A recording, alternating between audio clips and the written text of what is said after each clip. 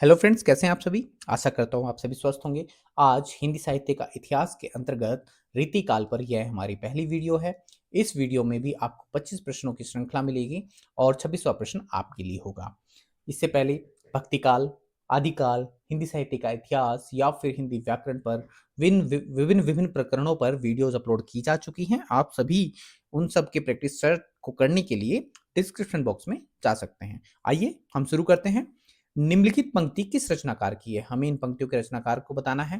पंक्तियां हैं, अभिधा उत्तम काव्य है, मध्य लक्षणा लीन, अधम व्यंजना रस विरस, उल्टी कहत नवीन। तो ये महत्वपूर्ण पंक्तियां हैं, बार बार पूछी जाने वाली पंक्तियां हैं। तो ये पंक्ति किसकी है? तो ये पंक्ति है आपकी देव की, बहुत ही महत्वपूर्ण है। और यदि बात करें देव की रचनाओं की तो आइए देखते हैं, बहुत महत्वपूर्ण रचनाकार हैं। तो सबसे पहले बात करें भाव विलास, इनकी बहुत महत्वपूर्ण रचना है भाव विलास। उसके बाद भवानी विलास, उसके बाद आता है आपका जाति विलास,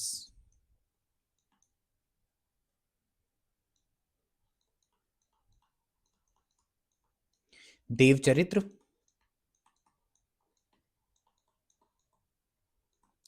प्रेम चंद्रिका।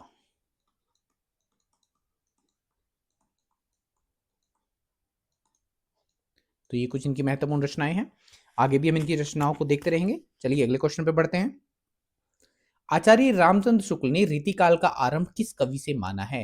रामचंद्र शुक्ल जी किस कवि को मानते हैं कि इस कवि की रचना से रीतिकाल आरंभ होता है? तो आपको बता दें कि उन्होंने माना है चिंतामणि त्रिपाठी को रीतिकाल का प्रवर्तक। और इनकी जो महत्वपूर्ण रचनाएं हैं उनमें आती है कविकुल कल्पतरु, सबसे महत्वपूर्ण रचना है।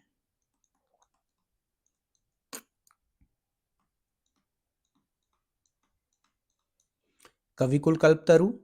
दूसरी महत्वपूर्ण रचना है श्रृंगार मजरी।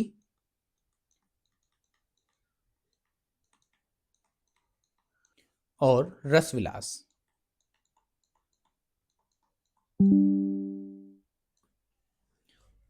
किस कवि के आश्रयदाता महाराज शिवाजी और छत्रसाल बुंदेला थे? मतलब किस कवि के दो महाराज आश्रयदाता थे, एक शिवाजी और दूसरे छत्रसाल। तो आपको बता दें कि भूषण, महाकवि भूषण जो हैं उनके ही आश्रयदाता थे महाराज शिवाजी और छत्रसाल। ये रिधिबद्ध कवि हैं और इनकी जो महत्वपूर्ण रचनाएं हैं उसमें है शिवराज भूषण,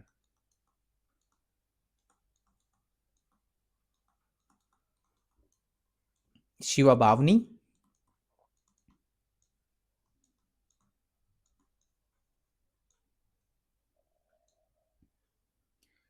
और एक महत्वपूर्ण रचना है छत्रसाल दशक।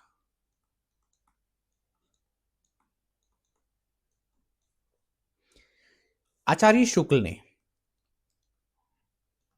आचार्य शुक्ल ने कहा है वे हिंदू जाति के प्रतिनिधि कवि हैं। भूषण के बारे में लिखा है कि वे हिंदू जाति के प्रतिनिधि कवि हैं।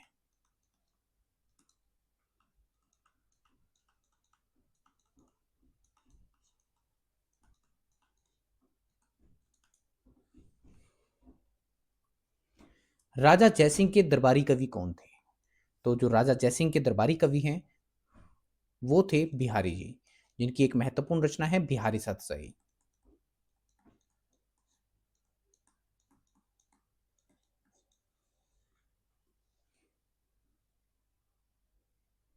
बिहारी का गागर में सागर भरने का जो गुण इतना प्रसिद्ध है वह बहुत कुछ रूढ़ियों की स्थापना से ही संभव हुआ है। यह कथन किसका है? तो यह जो कथन है वह है रामचंद्र शुक्ल जी का। नेक्स्ट है, रसवंत कवितन को रस ज्यों अखरान के ऊपर है छल के, पंक्ति किस कवि के द्वारा रचित है? तो ये पंक्ति है चिंतामणि की, जिनको रामचंद्र शुक्ल ने रीतिकाल का प्रवर्तक माना है। रीतिकाल इन्हीं की रचना के द्वारा आरंभ हुआ है। विरह वारिस रीति काव्य धारा के किस कवि की कृति है? तो विरह वारिस जो कृति है वो है बोधा की। और इसी के साथ साथ इनकी महत्वपूर्ण कृति है एक और है, वो है इश्कनामा। बहुत ही महत्वपूर्ण कृति है ये भी।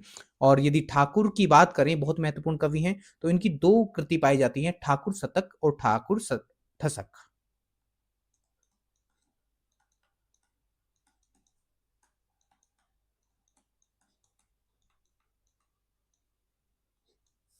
द्विजदेव की बात करें तो श्रृंगार लतिका इनकी महत्वपूर्ण कृति है, और श्रृंगार बत्तीसी।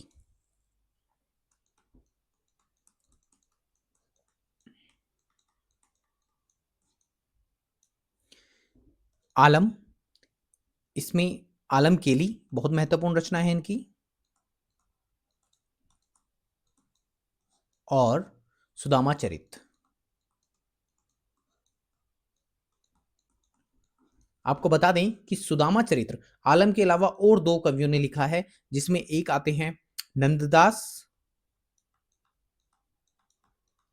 और दूसरे हैं नरोत्तम दास। इन तीनों ने सुदामा चरित्र लिखा है। रीतिकालीन कवि केशव की इनमें से कौन सी रचना प्रबंध काव्य नहीं है? तो तीन रचनाएं प्रबंध काव्य होंगी, एक रचना प्रबंध काव्य नहीं है, तो वो कौन सी है? आइए उसको देख लेते हैं। जो हम रसिक प्रिय है, ये प्रबंध काव्य नहीं है। यह एक रीति ग्रंथ है जो 1591 में प्रकाशित हुआ। बात करें केशवदास जी की, तो इनका उपनाम वेदांती मिश्र था,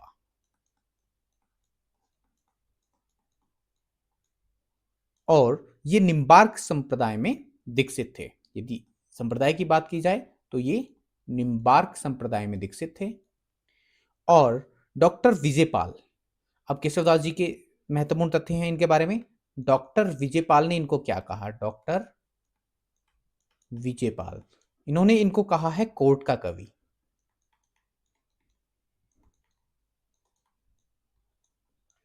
शुक्ल जी ने कठिन काव्य का प्रेत।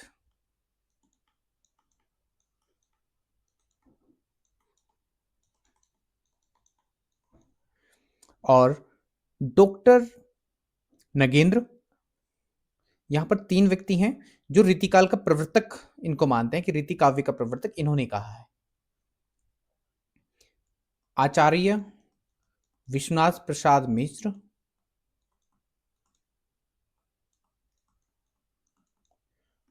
डॉक्टर नगेंद्र और गणपति चंद्र गुप्त, इनको रीति काव्य का प्रवर्तक मानते हैं।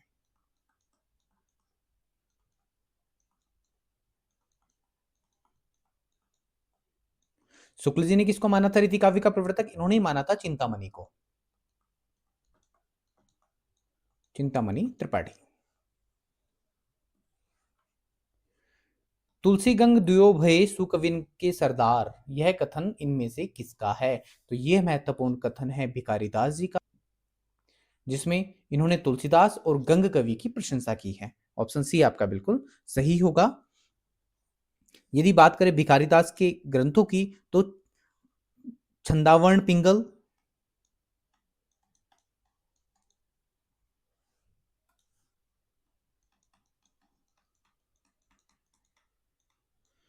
और काव्य निर्णय और श्रृंगार निर्णय।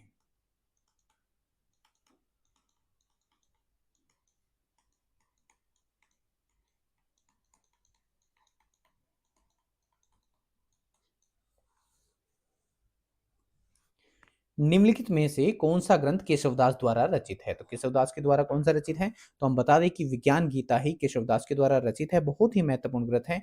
इसी के साथ साथ यदि हम बात करें और ग्रंथों की, तो उसमें रसिक प्रिया, कवि प्रिया, रामचंद्रिका,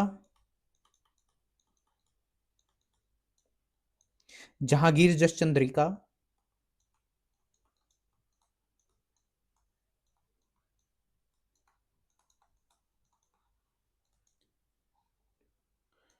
और रतन बावनी, ये केशवदास जी के महत्वपूर्ण ग्रंथ हैं। और बात करें परवी नायिका भेद, ये है रहीमदास जी की महत्वपूर्ण रचना। रहीमदास जी के और ग्रंथों में मदनाष्टक बहुत महत्वपूर्ण है, और श्रृंगार सोरठा भी महत्वपूर्ण रचना है रहीमदास जी की। कविकुल कल्पतरु, ये रचना है चिंतामणि त्रिपाठी की।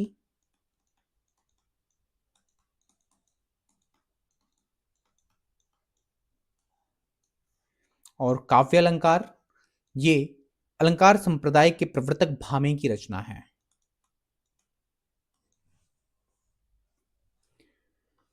अधिसुधो स्नेह को मार्ग है, जह नेकू सयानप बाकी नाही। इन पंक्तियों के रचनाकार हैं, तो इन पंक्तियों के रचनाकार है घनानंद। बहुत ही महत्वपूर्ण पंक्तियां हैं, बार बार पूछी जाती हैं, और ये रीतिमुक्त काव्यधारा के प्रमुख कवि हैं। रीतिमुक्त काव्यधारा के प्रमुख कवियों में आते हैं, और इनकी प्रमुख जो कृति है वो है सुजानसार,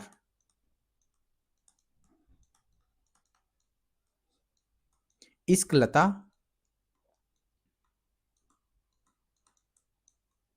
विरह लीला,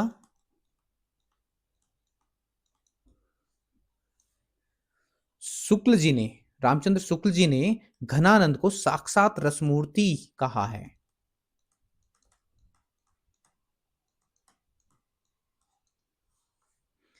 बात करें मतीराम की, तो इनकी महत्वपूर्ण रचनाओं में आ जाती है रसराज और फूल मंजरी। चिंतामणि त्रिपाठी की अभी अभी बात हुई है, कविकुल कल्पतरु इनकी महत्वपूर्ण रचना है, और रामचंद्र शुक्ल जी ने इनको रीतिकाल का प्रवर्तक माना है। और बिहारी लाल जी ने एक रचना की है जो ब्रजभाषा में है, बिहारी सतसई।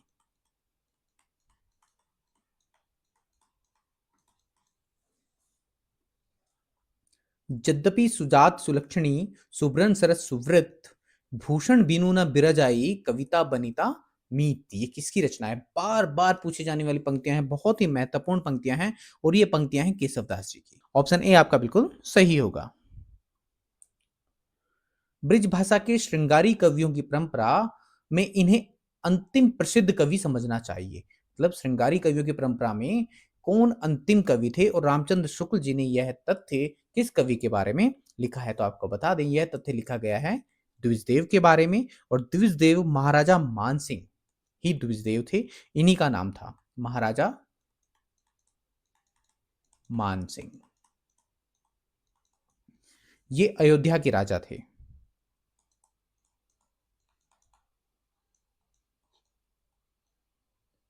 अयोध्या के राजा थे, और इनको रीतिबद्ध और रीतिमुक्त, ये जो थे द्विजदेव, दोनों के अंतर्गत रखा जाता है। इनको रीतिबद्ध के अंतर्गत भी रखा जाता है, और रीतिमुक्त के अंतर्गत भी।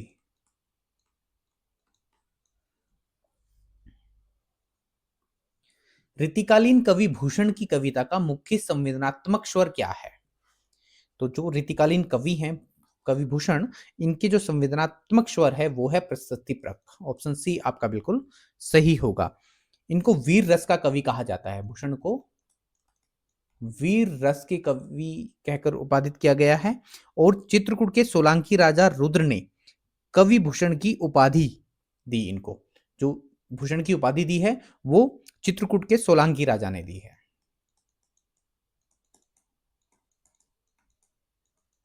सोलंकी राजा रुद्र ने दी है। और इनके विषय में एक तथ्य और है कि महाराजा छत्रसाल ने इनकी पालकी को कंधा लगाया था, और उसमें इन्होंने लिखा है शिवा को बखानों की, शिवा को शिवा को बखानों की, बखानो छत्रसाल को। बहुत ही महत्वपूर्ण है, ध्यान रखिएगा। हिंदी में रीति का प्रयोग साधारणतः लक्षण ग्रंथों के लिए होता है, जिन ग्रंथों में काव्य के विभिन्न अंगों का लक्षण उदाहरण सहित विवेचन होता है, उन्हें रीति ग्रंथ कहते हैं। यह कथन किसका है? तो आपको बता दें महत्वपूर्ण कथन है, और डॉक्टर नागेंद्र का है, तो ऑप्शन बी आपका बिल्कुल सही होगा। रीतिकाल को श्रृंगाल काल किसने कहा है? बहुत ही महत्वपूर्ण है, नामकरण पे आता है कि रीतिकाल को श्रृंगाल काल किसने कहा है? तो श्रृंगाल काल कहा है विश्वनाथ प्रसाद मिश्र ने। ऑप्शन ए आपका बिल्कुल सही होगा। और रीतिकाल को मिश्र बंधुओं ने कहा है अलंकृत काल, अलंकृत काल। शुक्ल और नगेंद्र, यदि बात करें हम नगेंद्र और शुक्ल, इन्होंने इसको रीतिकाल ही कहा है। और एक तथ्य और है कि इसको त्रिलोचन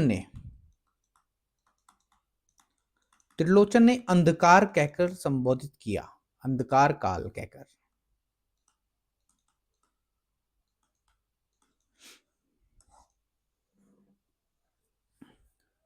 कौन सा विकल्प सुसंगत नहीं है? तो हमें सुसंगत विकल्प जो नहीं है वो देखना है कि काव्य विवेक चिंतामणि का है, हाँ बिल्कुल सही है। शिवा बावनी भूषण का है, बिल्कुल सही। वृत्त कौमुदी मतीराम की, बिल्कुल सही। प्रताप सिंह वृद्धावली सेनापति, नहीं ये सेनापति की नहीं है, ये है पद्माकर की।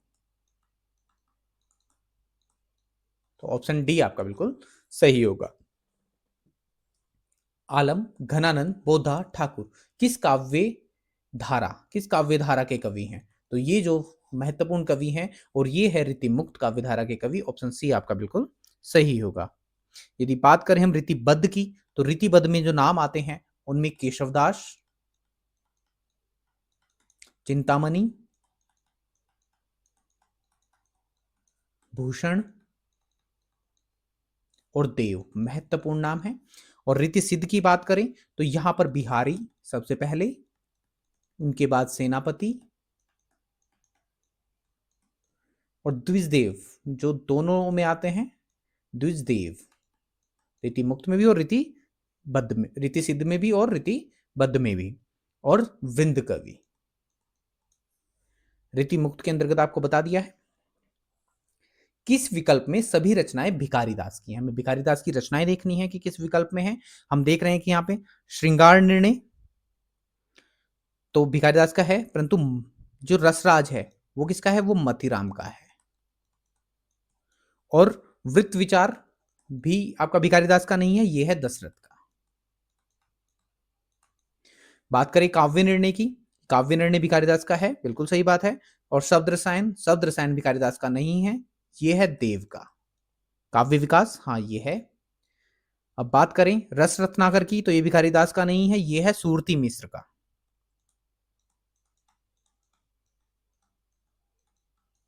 रस सारांश, हाँ बिल्कुल ये है। और रस पीयूष नदी, ये भिखारीदास का नहीं है, ये है सोमनाथ का।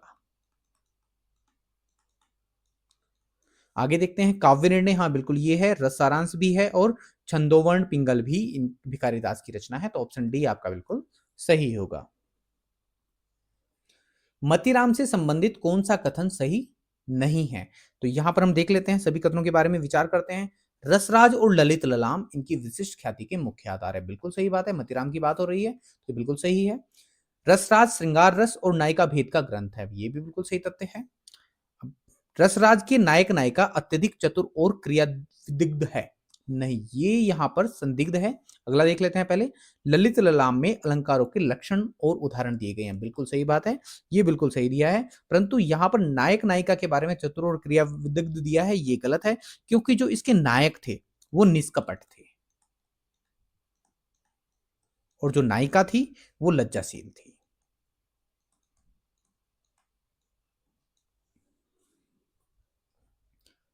कौन सा कथन भूषण के व्यक्तित्व और कृतित्व के संदर्भ में सही नहीं है? हमें उसके व्यक्तित्व और कृतित्व की बात करनी है। तो ऑप्शन ए है, इनकी कविता वीररस प्रधान है। भूषण की बात हो रही है, बिल्कुल वीररस प्रधान है। शिवराज भूषण और छत्रसाल दशक इनके प्रबंध काव्य हैं। प्रबंध काव्य यहां पर थोड़ी रुकते हैं, आगे बढ़ते हैं। पहले रुद्र सोलंकी ने इन्हें भूषण की उपाधि दी, बिल्कुल अभी हमने देखा था, रुद्र सोलंकी ने भूषण की उपाधि दी है। रीतिकार के रूप में इन्हें अधिक सफलता नहीं मिली, बिल्कुल गलत बात है, इनको सफलता मिली है रीतिकार के रूप में। ऑप्शन ए भी, तो ऑप्शन बी यहां पर संदिग्ध है, क्योंकि यह एक अलंकार निरूपण काव्य है। जो शिवराज भूषण है ये अलंकार निरूपण काव्य है और इसमें 105 अलंकारों का वर्णन किया गया है। और छत्रसाल दशक एक प्रशस्ति प्रक काव्य है, ये प्रशस्ति प्रक काव्य है, ये प्रबंध काव्य नहीं है। तो ऑप्शन बी आपका बिल्कुल सही हो जाएगा। देवकृत सुख सागर तरंग को नायिका भेद का एक विश्वकोश समझना चाहिए, उक्त कथन किसका है? तो ये जो कथन है वो है डॉक्टर नगेंद्र का। और जो सुख सागर तरंग को संपादित किया गया है 1897 में, और इसको संपादित किया है मिस्र बंधुओं के पिताजी ने। जो मिस्र बंधु हैं, इनके पिताजी ने, जिनका नाम था बाल दत्त मिस्र, इन्होंने इसको संपादित किया है। इसका एक एक दोहा हिंदी साहित्य में एक एक रत्न माना जाता है। शुक्ल जी का यह कथन किस रचना के संदर्भ में है? एक एक दोहा एक एक रत्न, ये बात आप एक एक दोहे से एक एक रत्न को सीधे बिहारी पर लेके जाइएगा। और बिहारी की रचना है बिहारी सतसई, तो ऑप्शन डी आपका बिल्कुल सही होगा।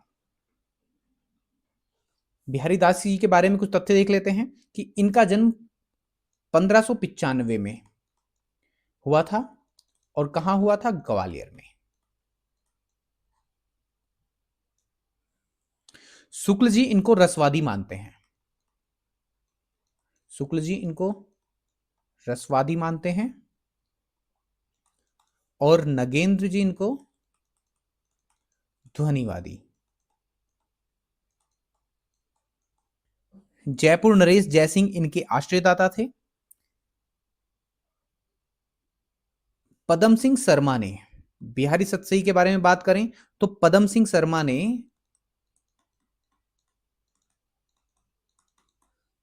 बिहारी सतसई को शक्कर की रोटी कहा है।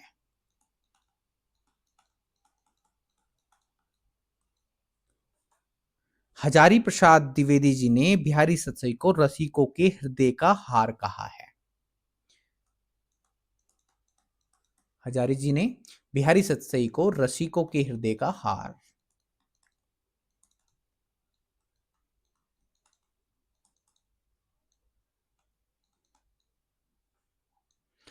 अब गियरसन की बात करें तो गियरसन ने कहा है कि संपूर्ण यूरोप में बिहारी के समकक्ष कोई रचना ही प्राप्त नहीं होती। गियरसन का महत्वपूर्ण कथन है कि वो संपूर्ण यूरोप की बात कर दे रहे हैं कि वहां पर ऐसी कोई रचना ही प्राप्त नहीं होती। नेही महाब्रजभाषा प्रवीण ओ सुंदरतानी के भेद को जाने, विश्वनाथ प्रसाद मिश्र के अनुसार घनानंद की यह काव्य प्रशस्ति किसके द्वारा की गई है? तो बात करें इस काव्य प्रशस्ति की, तो वो की गई है ब्रजनाथ के द्वारा। ऑप्शन सी आपका बिल्कुल सही होगा। इनका सा अर्थ सौष्ठव और अणोन्मेष बिरले ही कवियों में मिलता है। रीतिकाल के कवियों में ये बड़े ही प्रगल्भ और प्रतिभा संपन्न कवि थे। शुक्ल जी का उक्त मत किस कवि के विषय में है? इस प्रश्न का आंसर आपको कमेंट बॉक्स में देना है। आपके पास ऑप्शन है बिहारी के विषय में, मतीराम के, भूषण के, या फिर देव के। जो भी आपका आंसर होगा उसको आप कमेंट बॉक्स में अवश्य बताइएगा। जल्दी मिलते हैं अगली वीडियो में। धन्यवाद।